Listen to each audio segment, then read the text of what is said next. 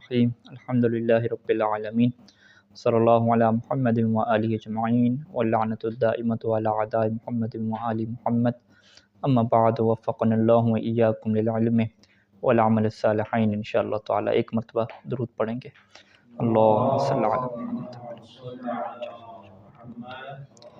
گفتگو کا جو عنوان تھا وہ یوں جاری تھی کہ شیخ مفید علیہ الرحمہ کو امام زمانہ علیہ السلام کی طرف سے ایک خط پہنچتا ہے، اور اس خط میں انہوں نے بہت ساری جو ہے وہ شیعوں کو نصیحت کی، اور شیخ مفید علیہ الرحمہ کو اس بات کا مکلف ٹھہرایا کہ ہماری یہ نصیحت ہمارے شیعوں تک پہنچا دیں۔ اور ہماری گفتگو اس جملے تک پہنچی تھی کہ فَإِنَّ نُحِيطُ عِلْمًا بِأَنبَائِكُمْ وَلَا يَعْزُبُ عَنَّا شَيْءٌ مِّنْ أَخْبَارِكُمْ وَمَعْرِفَتُنَا بِذُلِّ الَّذِي أَصَابَكُمْ مُذْ جَنَحَ كَثِيرٌ مِّنْكُمْ إِلَى مَا كَانَ السَّلَفُ الصَّالِحُ عَنْهُ شَاسِعًا، کہ ہم ہیں تو دور ایسے مقام پہ کہ جہاں پہ ظالم نہیں پہنچ سکتے ہم تک، لیکن اس کے باوجود ہمیں تمہاری تمام خبریں پہنچتی ہیں، اور تمہاری خبروں میں سے کوئی چیز بھی ایسی نہیں ہے کہ جو رہ جاتی ہو۔ اس کے اوپر مصنف نے اپنی شرح جو ہے وہ بیان کر دی کہ امام کے پاس جو ہے وہ تمام کی تمام اخبار اللہ کی قدرت کے ذریعے سے، اور امام کے کچھ اپنے وسائل ہیں ان کے ذریعے سے ہر خبر جو ہے وہ امام تک پہنچتی ہے۔ اس کے بعد اگلا جملہ یہ ہے کہ وہ معرفتنا بالذل، کہ ہمیں معرفت ہے اس ذلت کی، الذی اصابکم، کہ جو تمہیں پہنچی ہے۔ کس وقت سے پہنچی ہے؟ اس وقت سے پہنچی ہے کہ مذ جنح کثیر منکم الی ما کان السلف الصالح عنہ شاسعا، کہ جب سے تم میں سے ایک جو بڑی تعداد ہے وہ اس بات کی طرف چلی گئی، اس طریقے کے اوپر چلی گئی کہ جس طریقے کے اوپر جو گزشتہ نیک لوگ تھے اس سے پھرے ہوئے تھے۔ یعنی گزشتہ جو نیک لوگ تھے وہ اس طرح کے کام نہیں کرتے تھے اور اس طرح کی صورتحال پہ نہیں تھے، لیکن تم میں سے اکثریت جو ہے وہ اس صورتحال سے پھر گئی ہے۔ اسی وجہ سے جو ہے وہ ہمیں معرفت ہے کہ ان کو عزت نہیں مل رہی، شرف نہیں مل رہا، اور یہ ذلت کا کیا ہیں، شکار ہیں۔ مصنف نے یہاں پہ کہا کہ یہ جو جملہ ہے کہ تم میں سے جو ہے وہ اکثر لوگوں کو ذلت ملی ہے اور اس کی ہمیں معرفت ہے، کہتے ہیں کہ یہ جملہ ہمارے نزدیک واضح نہیں ہے، یہ مبہم ہے، اور اس کا مطلب جو ہے وہ میرے لیے واضح نہیں ہوا کہ وہ کون سی ذلت ہے کہ جو بہت سارے لوگوں کو ملی، جبکہ جو گزشتہ لوگ تھے شیعوں کے ان کو یہ ذلت نہیں ملی تھی۔ یعنی یہ کیا مطلب ہے؟ مصنف کہتے ہیں یہ چیز جو ہے وہ مجمل ہے، اور چونکہ امام مہدی علیہ السلام نے اس بات سے اتنا ہی نقاب اٹھایا ہے کہ جو یہ جملے ہیں اور یہاں پہ اس کو مختصر رکھا ہے، تو اس کی وجہ یہ ہے کہ جس کی طرف امام یہ بات لکھ رہے ہیں وہ شیخ مفید علیہ الرحمہ ہیں، اور شیخ مفید علیہ الرحمہ ہی اس جملے کا جو ہے وہ اصل مقصد جو ہے وہ سمجھ سکتے ہوں گے کہ یہاں پہ جو ہے وہ کس واقعے کی وہ بات کر رہے ہیں اور کون سے شیعوں کی وہ بات کر رہے ہیں۔ یہ تو کہتے ہیں مصنف کی حقیقت یہ ہے کہ ہمیں اس جملے کا جو حقیقی علم ہے وہ نہیں ہے، لیکن اگر ہم ظاہر کلام کو دیکھیں تو ہم یہ اندازہ لگا سکتے ہیں کہ اس زمانے میں جو بعض لوگ تھے وہ منحرف ہو گئے تھے صراط مستقیم سے۔ یہ تو بات کیا کنفرم ہے کہ اس زمانے کی جو ایک بڑی تعداد تھی وہ سیدھے رستے سے کیا ہٹی ہوئی تھی۔ اب وہ ان کا انحراف جو ہے وہ عقائدی طور پہ تھا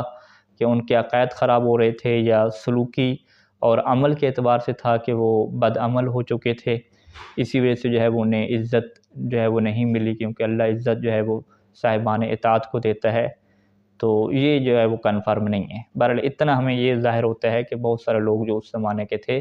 وہ عملی اعتبار سے یا عقیدتی اعتبار سے کیا درست نہیں تھے۔ اور اس کے بعد دوبارہ واو عطف لگائی اور اس چیز کو مزید یوں بیان فرمایا امام زمانہ علیہ السلام نے کہ وَنَبَذُوا الْعَهْدَ الْمَأْخُوذَ وَرَاءَ ظُهُورِهِمْ كَأَنَّهُمْ لَا يَعْلَمُونَ، کہ انہوں نے جو ہے وہ اس وعدے کو بھی جو ہے وہ ختم کر دیا کہ جو ان سے لیا گیا تھا، تو گویا کہ وہ لوگ اس بات کا شعور ہی نہیں رکھتے کہ وہ ایک عہد کو بھی کیا ہے توڑ چکے ہیں۔ اور یہاں پر مصنف کہتے ہیں کہ یہ عہد ماخوذ کو توڑنے کا کیا مطلب ہے، اس کا بالضبط اور دقیق طریقے سے ہم معنی نہیں جان سکتے، لیکن ظاہری طور پہ اس کا یہی معنی ہے کہ بعض لوگ جو تھے وہ اس طرح ہوا کہ جب غیبت کبریٰ واقعہ ہو گئی اور شیعوں کا امام زمانہ علیہ السلام سے ایک رابطہ ٹوٹ گیا، تو وہ ان کے دل میں کیا ہے اس بات کا شک پیدا ہو گیا کہ اب امام زمانہ علیہ السلام موجود بھی ہیں یا موجود نہیں ہیں۔ اور اس کی وجہ بھی یہی بنی کہ اس زمانے کے جو ظالم حکومتوں تھیں ان کی طرف سے عباسی اور اموی دیگر حکومتوں کی وجہ سے جب شیعوں کا جو ہے وہ دائرہ تنگ ہونے لگا اور مشاکل کا وہ شکار ہو گئے، تو بہت سارے لوگوں نے جو ہے وہ یہ تصور کرنا شروع کر دیا کہ بھی اگر ہمارے امام زمانہ یہاں پہ موجود ہوتے تو ہمیں یہ جو ہے وہ مشکلات پیش نہ آتی. تو اس طرح کے ان کے دل میں شک پیدا ہو گیا کہ پتنی امام جو ہے وہ کیوں غائب ہو گئے اور ہمیں کیا مشکل میں ڈال دیا اور یہ سارے کیا نظام یوں ہو گئے. تو امام علیہ السلام نے جو ہے وہ یہاں پہ ذکر کیا کہ ان کی جو ذلت کا سبب ہے وہ یہی ہے کہ وہ جو عہد تھا کہ انہوں نے جو ہے وہ اپنے عقیدے کے اوپر باقی رہنا تھا، یقین کے اوپر باقی رہنا تھا، اس کو انہوں نے جو ہے وہ ختم کر دیا. اب ان کی یقین کی کیفیت جو ہے وہ ویسی نہیں رہی کہ جیسے امام جو ہے وہ ان کے درمیان موجود ہوتے تھے. تو اسی وجہ سے جو ہے وہ ان کو یہ جو ذلت کا سامنا کرنا پڑ رہا ہے، جو مشکلات پیش آ رہی ہیں، اس کے پیچھے کیا ہے، یہی وجہ ہے. لیکن اس کے بعد دوبارہ امام نے جو ہے وہ یہ جملہ لکھا اس کے فوراً بعد ہی کہ اس کے باوجود بھی جو ہے وہ ہم تمہیں اپنی دعاؤں میں کیا شامل رکھے ہوئے ہیں کہ ان غیر محملین لمراعاتکم ولا ناسین لذکرکم ولولا ذالک لنزل بکم اللأواء وسلمکم الاعداء، کہ ہم جو ہے وہ تمہاری رعایت کو اور تمہارے خیال سے جو ہے وہ غافل نہیں ہیں، پھر بھی ہم تمہارا جو ہے وہ خیال رکھ رہے ہیں، تمہاری حفاظت کر رہے ہیں. اور ولا ناسین لذکرکم، اور تمہاری یاد کو ابھی تک بھولے نہیں ہیں، ہم جو ہے وہ تمہیں ہمیشہ یاد کرتے ہیں. اور پھر امام فرمایا کہ اگر یہ نہ ہوتا کہ ہم جو ہے وہ تمہاری حفاظت نہ کرتے اور تمہیں یاد نہ کرتے تو پھر ہوتا کیا، لنازل بکم الاعوا، تو تمہاری اوپر مصیبتیں کیا ٹوٹ پڑتیں،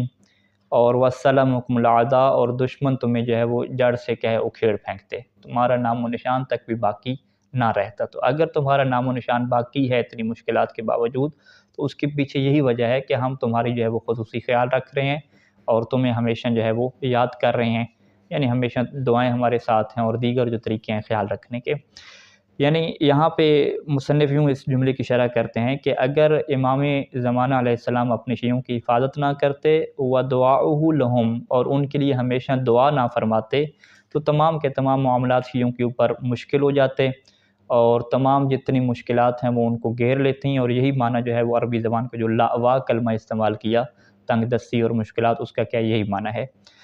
اور یہاں پہ لکھا مصنف نے کہ جو اس ٹائم کی حکومتیں تھیں، وہ اموی زمانہ لے لیں، عباسی اور عثمانی، یا اس کے علاوہ باقی بھی، وہ خصوصی طور پہ شیعوں کے ساتھ جو ہے وہ ایک جنگ کی جو ہے وہ حالت میں ہوتی تھیں اور ہمیشہ جو ہے وہ ان کے ساتھ زیادتی ہوتی تھی، ان کے اوپر کیا ہے ظلم کیا جاتا تھا. تو اس طرح کے حالات تھے کہ اس زمانے کی جو پوری حکومتی مشینری ہوتی تھی وہ ساری کی ساری شیعوں کے خلاف ہوتی تھی. تو یہاں پہ واضح طور پہ یہ بنتا ہے کہ شیعوں کا کوئی نام و نشان کیا ہے نہ رہ جائے، یعنی اتنا ان کے ساتھ کیا ہے سلوک جو ہے وہ غیر انسانی بھی کیا جاتا تھا. تو یہاں پہ جو ہے وہ حالات تو ایسے ہی بن رہے تھے کہ جب شیعوں کی تھوڑی تعداد ہے، ساری کی ساری حکومتیں ان کے خلاف ہیں، تو ان کے کوئی حالات باقی نہ رہتے. لیکن یہ اگر حالات ان کے باقی ہیں اور وہ لوگ اپنے آپ کو اور اپنے عقائد کو لے کے چل رہے ہیں، تو یہ ساری پیچھے وجہ جو ہے وہ ائمہ طاہرین علیہ السلام کی دعائیں اور امام مہدی علیہ السلام کی جو خصوصی رعایت اور حفاظت اور ان کی دعائیں کیا شامل ہیں. اور یہی معنی امام کے اس جملے کا ہے کہ استعلمکم الاعداء، کہ دشمن جو ہے وہ تمہیں جڑ سے اکھیڑ پھینکتے کہ اگر جو ہے وہ ہماری دعائیں تمہارے شامل حال نہ ہوتی. تو خلاصہ قول مصنف نے یہ لکھا یہاں پہ کہ امام زمانہ جو ہے وہ شیعوں کی جو ہے وہ حفاظت کرتے ہیں. اب وہ حفاظت کون سے طریقوں سے کرتے ہیں؟ وہ دو طریقے ہو سکتے ہیں. ایک جو ہے وہ قدرت مادی بھی ہو سکتی ہے، جو مادی ان کے سیٹ اپ اور طریقے ہیں کہ وہ رہنمائی کرتے ہیں، پلان کرتے ہیں کہ ان کو کس طرف لے کر جانا ہے. اور اس کے علاوہ جو ایسے طریقے بھی ہو سکتے ہیں کہ جو مادی نہ ہوں، ٹھیک ہے، جو ماورا کیا ہے حصے جو ہے وہ ماورا طریقے ہیں، وہ بھی کیا ہو سکتے ہیں. تو اس کا مطلب یہ ہے کہ امام جب غیبت میں ہے تو پھر بھی ان کا لطف اور کرم یہ مکمل کیا ہے شیعوں کے اوپر جاری ہے. اور یہاں مصنف نے یاد کیا ہے خواجہ نصیر الدین طوسی، جو ایک عظیم جو ہے وہ فلسفی ہیں، ان کے اس قول کو، جو مشہور قول ہے کہ وہ یہ فرمایا کرتے تھے کہ وجودہ لطف و تصرفہ لطف آخر، کہ امام کا خود وجود بھی لطف ہے اور وجود سے ہٹ کے جو امام کام کر رہے ہیں شیعوں کی حفاظت کے لیے، یہ بھی کیا ہے ایک اور دیگر کیا ہے ان کی لطف اور مہربانی ہے. اور یہاں پہ مصنف کہہ رہے ہیں کہ ہم ایک باقاعدہ آگے ایک فصل بنانے والے ہیں، اور وہاں پہ ہم آپ کو بہت سارے ایسے واقعات بتائیں گے کہ کس طریقے سے جو ہے وہ امام مہدی علیہ السلام نے اپنے شیعوں کی حفاظت فرمائی ہے اور کس طریقے سے جو ہے وہ ان کی دیکھ بھال جو ہے وہ کی ہے. تو ان واقعات سے آپ جو ہے وہ بخوبی اندازہ لگا لیں گے کہ امام جو ہے وہ باقاعدہ اپنی ذمہ داری ہے شیعوں کی حفاظت کے لیے اور نظام ہدایت کو باقی رکھنے کے لیے، اس کو جو ہے وہ انجام دے رہے ہیں. اور اس کے علاوہ جو ہے مصنف یہ کہتے ہیں کہ ہمیں اس بات سے جو ہے وہ غافل نہیں رہنا چاہیے کہ امام مہدی علیہ السلام اگر حفاظت کرتے ہیں اور دعائیں کرتے ہیں تو وہ انہی شیعوں کے لیے کرتے ہیں کہ جو شیعہ صحیح خط کے اوپر اور صحیح لائن کے اوپر کہیں باقی ہیں. لیکن اگر ایک شیعہ جو ہے وہ عقائدی اعتبار سے یا عمل کے اعتبار سے وہ منحرف ہو جاتا ہے تو پھر جو امام کی اس کو یاد کرنا ہے اور اس کی کے لیے دعا کرنا ہے تو یہ سسٹم کیا ہے پھر تھوڑا ہوتا جاتا ہے. اور بعض وقت ایسا بھی ہو جاتا ہے کہ انسان اس مرحلے پہ پہنچ جاتا ہے بدعملی کے اور بدعقیدتی کے کہ پھر امام علیہ السلام کی جو دعائیں ہیں اور ان کی حفاظت کیا ہے اس کو شامل نہیں ہوتی. اور یہاں پہ مصنف نے ذکر کیا خمارین، قمارین، زنائین کہ یہ جو شرابی لوگ ہیں، جوا کھیلنے والے، نشہ کرنے والے، چرسی اور بنگی لوگ، فاسق فاجر لوگ، ان کی جو ہے وہ امام علیہ السلام جو ہے وہ ان کی جو رعایت ہے اور دعائیں ہیں ایسے لوگوں کو امام علیہ السلام کی کیا شامل نہیں ہیں. اور امام علیہ السلام ایسے لوگوں کی کوئی پرواہ ہی نہیں کرتے کہ جو اس طریقے سے جو ہے وہ بدعمل لوگ ہو گئے ہیں کہ جنہیں اسلام کی جو ہے وہ اقدار اور بنیادی چیزوں کا جو ہے وہ علم نہیں ہے اور اس کے اوپر بھی وہ کیا ہے عمل نہیں کر رہے، بلکہ یہ لوگ جو ہے وہ در حقیقت مصنف کے الفاظ کے مطابق دین کو جو ہے وہ کمزور کرنے والے لوگ ہیں. تو امام علیہ السلام جو ہے وہ ان کی پرواہ نہیں کرتے، ان کے لیے دعا نہیں کرتے. اس کی وجہ یہ ہے کہ یہ جو ہے وہ فقط نام کے کیا ہیں شیعہ ہیں، باقی عقائد اور کردار کے اعتبار سے کیا شیعہ نہیں ہیں. تو اسی وجہ سے یہ جب امام نے فرمایا کہ ہم جو ہے وہ تمہیں یاد رکھتے ہیں، تمہارے لیے دعائیں کرتے ہیں، تو فوراً یہ جملہ ارشاد فرمایا کہ فاتقوا اللہ جل جلالہ وظاہرون علی انتیاشکم من فتنۃ قد انافت علیکم، کہ پس تم اللہ کا تقوی اختیار کرو، وظاہرون اور ہماری مدد کرو. ہماری کس بات کے اوپر مدد کرو کہ ہم تمہیں اس فتنہ سے نجات دلا سکیں کہ جو فتنہ تمہارے اوپر کیا ہے آ چکا ہے. تو لہٰذا تم نے بھی کیا ہے ہماری مدد کرنی ہے. اور یہ مدد کا طریقہ کیا ہے کہ تمہیں بھی تقوی کو کیا اختیار کرنا ہے. یعنی امام علیہ السلام جو ہے وہ یہ حکم دے رہے ہیں کہ تمہیں جو ہے وہ واجبات کے اوپر عمل کرنا ہے، برائیوں سے دور رہنا ہے. تو یہ تمہاری طرف سے تعاون ہوگا کہ ہم پھر تمہاری کیا کر سکیں گے، مدد کر سکیں گے. یعنی دونوں طرف سے نظام چلے گا کہ امام کہہ رہے ہیں کہ میں تمہاری حفاظت کروں گا اور تمہارے لیے دعائیں کروں گا، لیکن تم نے بھی آخر پہ کیا ہے میری مدد کرنی ہے اس سسٹم میں، اس سلسلے میں. اور وہ مدد کیسے ہوگی کہ تم کیا تقوی الہی کو کیا اختیار کرو گے. تو اسی وجہ سے جو ہے وہ امام علیہ السلام جو ہے وہ یہ بات واضح ہے کہ فقط امام زمانہ نہیں بلکہ اللہ کے رسول اور باقی ائمہ علیہم السلام بھی، ان کی بھی جو خصوصی توجہات اور خصوصی جو دعائیں ہوتی تھی وہ مستہترین کا لفظ یہاں پہ استعمال کیا کہ ان کے لیے نہیں ہوتی تھی. مستہترین یعنی بیہودہ قسم کے جو لوگ ہوتے ہیں ان کے لیے نہیں ہوتی تھیں. وہ بیہودہ قسم کے لوگ کہ الذین لا یبالون بالقیم الاسلامیہ والاحکام الدینیہ، کہ جنہیں اسلامی اقدار، واجبات اور شریعت کا کوئی پاس کیا نہیں ہوتا. یعنی مصنف نے یہاں پہ کچھ مثالیں لکھی ہیں کہ بعض لوگ ایسے ہیں وہ ایسے سوئمنگ پول میں جاتے ہیں جو مخلوط ہیں شیعہ ہمارے زمانے میں، اور لاہ و لعب کی محفلوں میں جاتے ہیں، جوئے کے جو ہے وہ اڈوں پہ جاتے ہیں، اور ان کا نظام تعلیم دیکھیں تو کوئی حجاب وغیرہ نہیں ہے، کٹھے میں لوگ چکے ہیں. اور اگر ان کے کاروبار دیکھیں تو مکمل طور پہ سودی کاروبار ہو رہے ہیں. اور جو ان کی ظالم حکومتیں ہیں وہ ان کے ساتھ مکمل ہر قسم کا تعاون کرتے ہیں، چاہے وہ کرپشن کے معاملات ہوں وہاں پہ بھی تعاون کر رہے ہیں.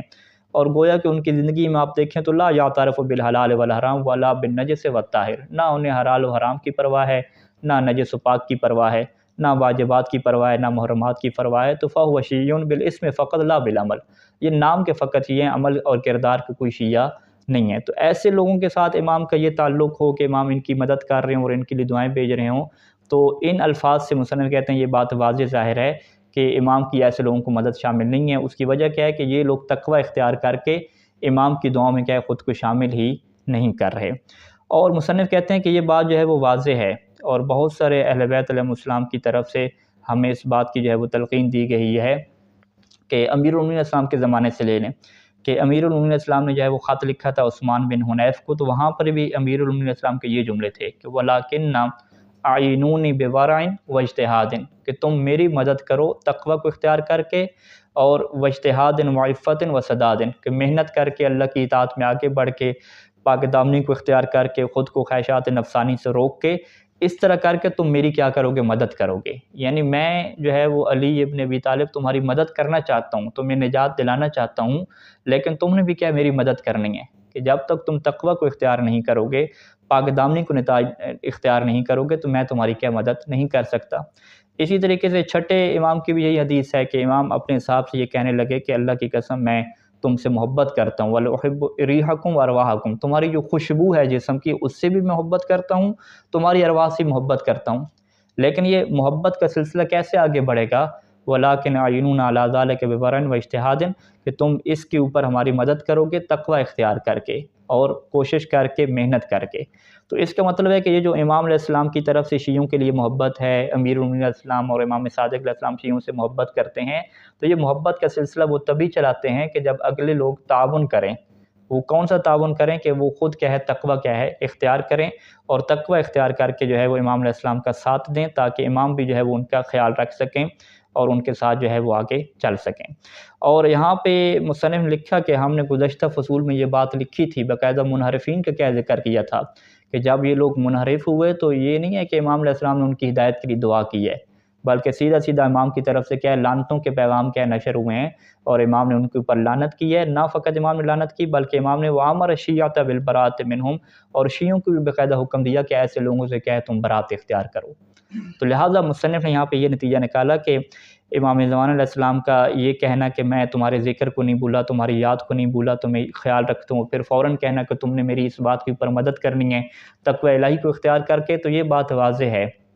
کہ اگر امام کی دعائیں ہیں اور امام کی جو خیال رکھنا ہے وہ فقط متقی لوگوں کے ساتھ ہے، صاحبان تقوی کے ساتھ ہے، باقی جو بیہودہ قسم کے لوگ ہیں ان سے کوئی لینا دینا نہیں ہے، بلکہ یہ بھی ممکن ہے کہ امام علیہ السلام کی طرف سے ایسے لوگوں کے اوپر لعنت بھی کیا ہے، وارد ہوتی ہو، جیسا کہ گزشتہ سیرت سے بھی یہ بات کیا ہمارے لیے واضح ہے۔ اور یہیں سے یہ نقطہ واضح ہو جاتا ہے کہ جو یہ سوال پوچھا جاتا ہے کہ امام زمانہ کی غیبت میں ہماری کیا ذمہ داری ہے، بہت سارے نوجوان پوچھتے ہیں کہ ہم کوئی تنظیم بنائیں، کوئی سسٹم بنائیں، تو وہ تنظیم سسٹم یہ بات کی باتیں ہیں۔ پہلی بات جو مشکل ترین ہے کہ تنظیم کو چھوڑیں، پہلے خود کو کیا ہے تقوی کی صورت میں لے کر آئیں اور دین کا کیا پابند بنائیں، یہی بہت بڑی کیا ذمہ داری ہے۔ تو اگر اس ذمہ داری کو ہم ادا نہیں کر رہے تو چاہے آپ باقی ذمہ داریوں کو ذکر کرتے رہیں، لیکن یہ وہ ذمہ داری ہے جو امام کی نص کلام سے فقط نہ فقط یہاں پہ ہے بلکہ دیگر کیا چیزوں میں بھی کیا ہمیں ملتی ہے احادیث میں، کہ غیبت میں تمہاری سب سے جو بڑی ذمہ داری ہے وہ تقوی الہی کو کیا ہے، اختیار کرنا ہے۔ خداوند کریم سے دعا ہے کہ خدا ہمیں تقوی الہی کو اختیار کرنے کی مزید توفیق اور ہمت کے عطا فرمائے۔ وصلی اللہ علی محمد و آلہ اجمعین۔